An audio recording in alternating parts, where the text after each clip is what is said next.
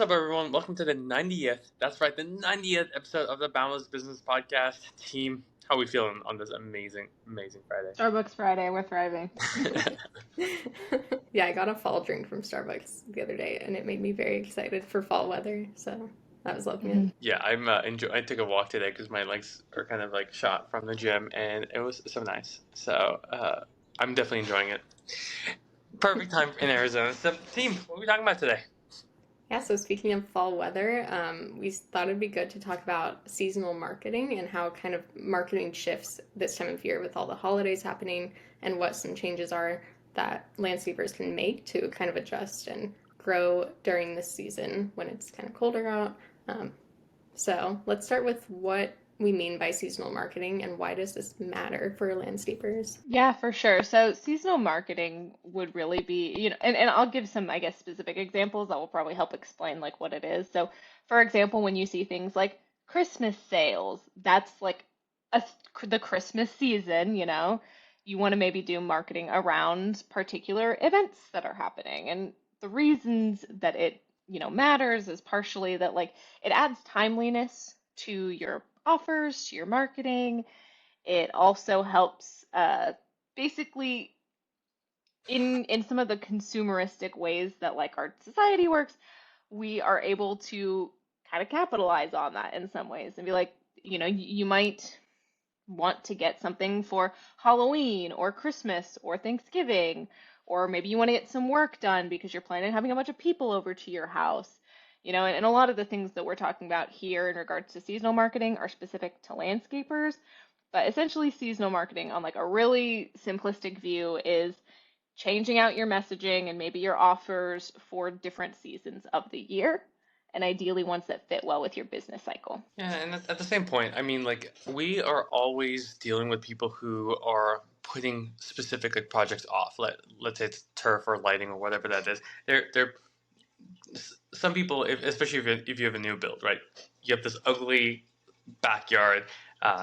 That's a pain. You want to solve that, right? Now, especially with other luxury items, right? Let's say you already have a backyard and you're looking to add a fire pit or something like that. It might not be the same. You might not have the same drive to do it. So if you do it now versus next year, it's going to be okay. It's our job to also like contextualize this and bring that to people's minds, because there's nothing worse than hosting a holiday party in this case, and not having the backyard look amazing. Or last year you said that you wanted a fire pit or artificial grass here so people can play and you don't have to worry about watering it when you're on vacation or something like that. You want to remind people of that pain point and offer a solution in a very timely manner. So for us, it's really great because you can kind of play on that, because these, again, in landscaping world, we're solving problems. We're bringing people's backyards to life and making it a dream oasis for them, right? So let's capitalize on it. Let's remind them of that pain point, because sometimes it's easy to forget. Like, I don't know, it's starting to get cooler outside. I've almost forgot about the 120-degree weather, and someday in the next couple of weeks, it's going to go back to 120, and I'm going to really appreciate the cold.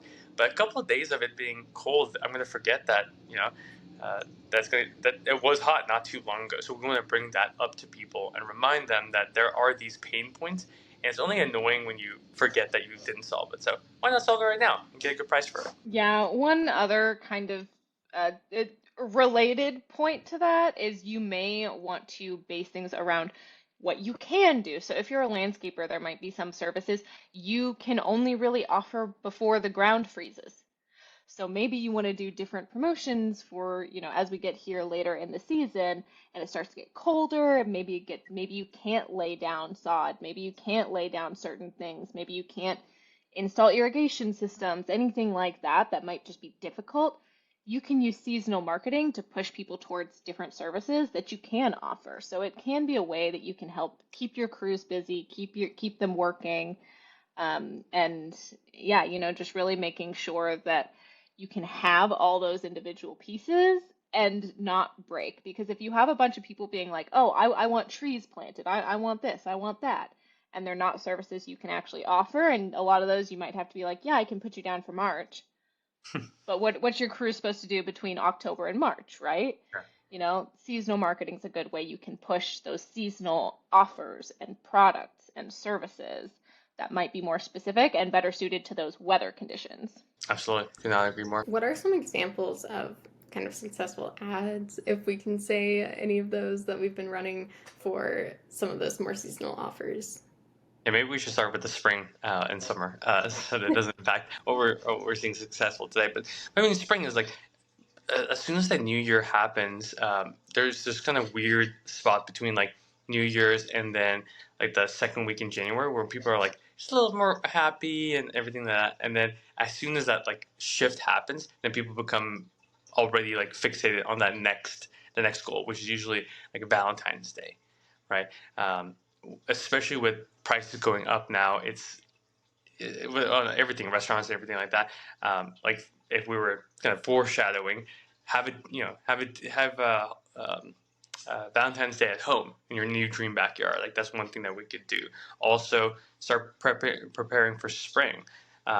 Usually, you can look at historical like snow melt and say, "Hey, this is the last day that the snow is on the ground." Special. Like there's ways you can find these specific like holiday seasonal temporary uh, things that you can then latch your promotions on.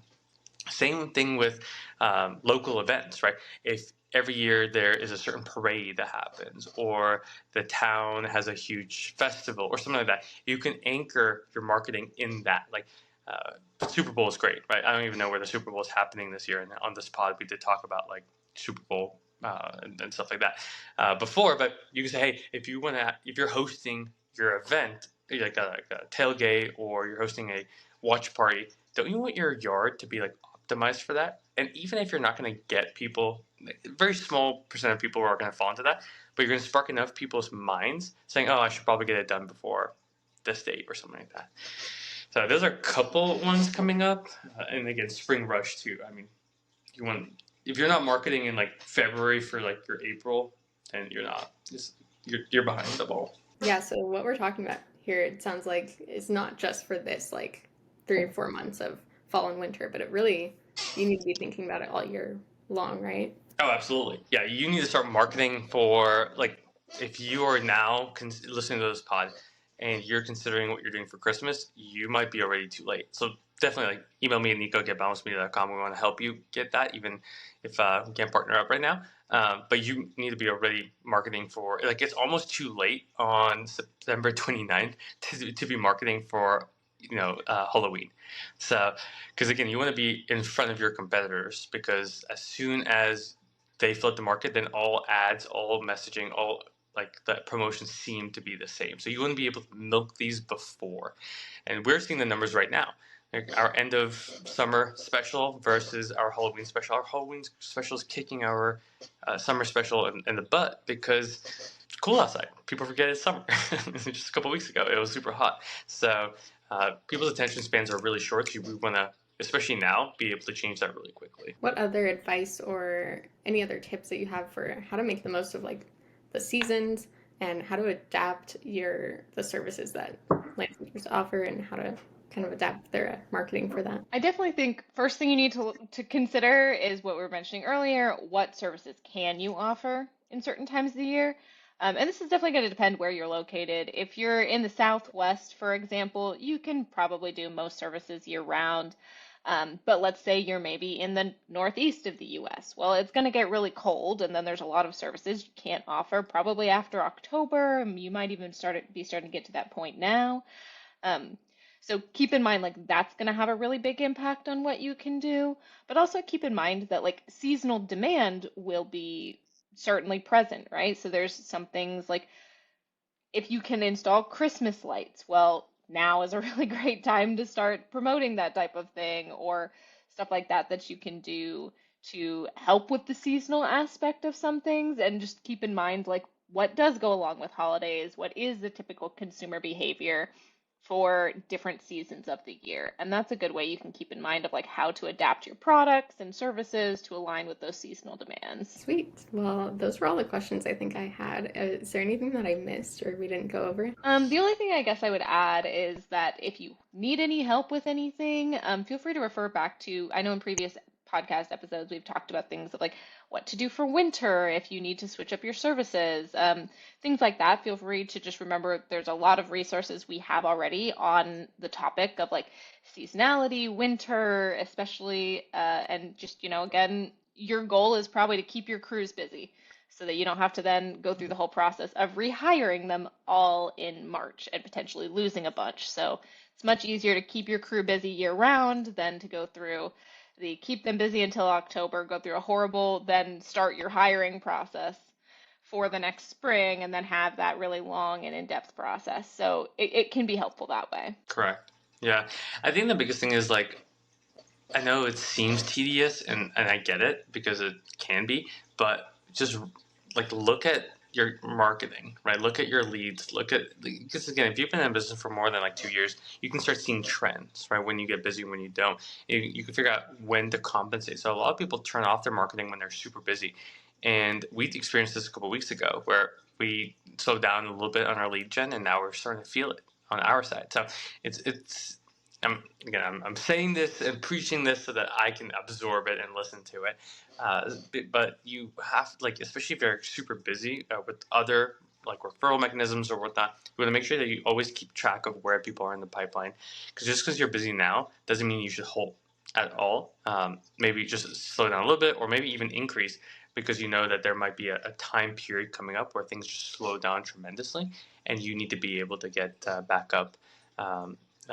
And if you don't market now, then it's going to affect you later on. It's kind of like working out, right? Just because you don't see results at this very minute doesn't mean that you're not going to be able to feel them a little bit later on. Sweet.